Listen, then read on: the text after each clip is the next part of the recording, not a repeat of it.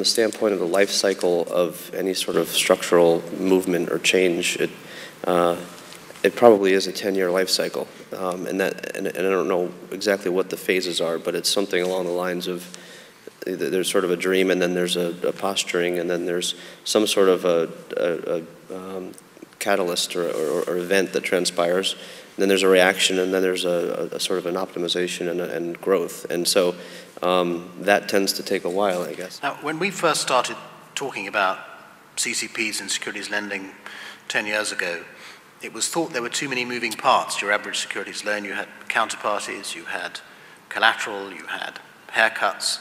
There were lots of different things to price. So how could you even create an electronic marketplace, let alone start netting these things down through a CCP? Yeah. Well, how reasonable is the criticism there are too many elements to it? And how far can you penetrate markets if a loan gets too complicated? Well, I mean, it's a reasonable criticism. I think that the temptation, though, was always to sort of get to the point of saying, because I agree with you, I think there was 15 or 20 years of people saying, how could this not exist?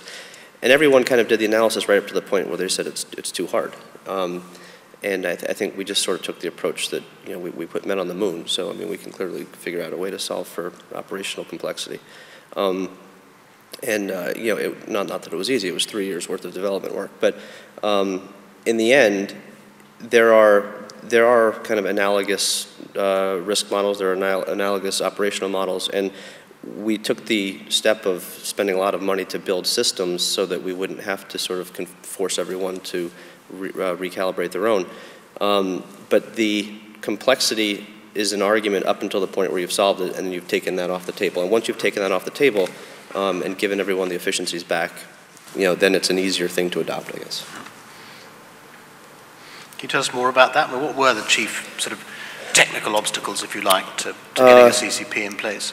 So I guess you could start with trade capture and the fact that there was no such thing as a price discovery mechanism. So number one was build that.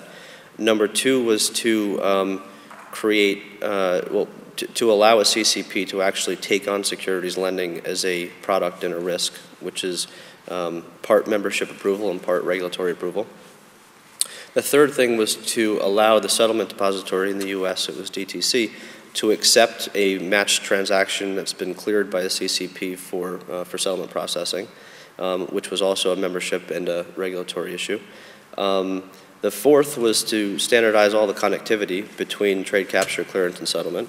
And then the fifth was to figure out how to get the matched transaction into a books and records and accounting system. And I think that it's one of the kind of happy facts about securities lending in the US anyway, is that the broker-dealer community is pretty standardized when it comes to moving around securities loans and borrows through the LoanNet system. Technical obstacles are one thing, but you were also going to face political obstacles of exactly the kind which the repo market faced when they wanted to introduce a CCP. There are people making a living out of the inefficiencies and risks that you're looking to eliminate. How problematic were those political obstacles? And I think initially they were kind of everything. I think that there was a natural hesitancy from some people to sort of volunteer to expend resources toward an uncertain future. And so we spent a lot of time initially trying to convince people on the basis that it was the right thing to do, or that it was sort of the way that markets naturally tend to evolve, which is not a very compelling argument. So in the end, I think what I would kind of give us credit for the last maybe year and a half or so of doing this. We literally had to go back and quantify every single risk reward and cost benefit analysis that every one of the constituent groups would have to do.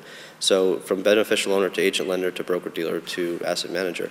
And then ultimately find a way to position all of those benefits in a way that could be extracted from the system and sort of kind of recharacterized. So to the extent that efficiencies would have an effect on pricing, then what was the offsetting benefit from some other aspect that maybe people didn't look at initially.